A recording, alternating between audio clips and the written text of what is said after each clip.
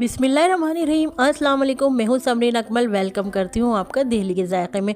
उम्मीद करती हूँ आप लोग खैरियत से होंगे। आज आपसे एक ज़बरदस्त सी रेसिपी शेयर कर रही हूँ, वो भी पेशावर की मशहूर चरसी कढ़ाई बनाने की। यकीन करें, खैर इसमें चर्स तो डाली नहीं जाती, लेकिन जो इसका नाम है ना, वो इसी तरह ही होटलों से पड़ गया है। इसका नाम चरसी कढ़ाई, क्योंकि ये होटलों में बनने वाली रेसिपी है। अच्छा, इस रेसिपी की ख़ास बात ये कि ये बहुत ही कम मिर्च मसालों से बनकर तैयार होती है, लेकिन बनती बहुत ही गज़ब की और कमाल की बनती है। और इंशाल्लाह ताला मैं आपको बिल्कुल होटल स्टाइल में ही बनाना बताऊंगी।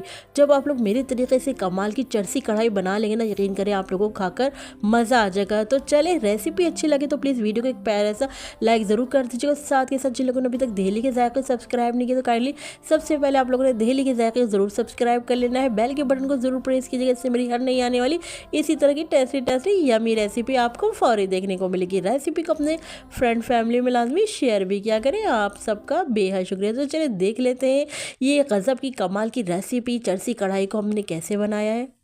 अगर आप लोग फुल रेसिपी वॉच करना चाहते हैं कढ़ाई की रेसिपी, तो ये दिल्ली के जायके पर अपलोड है।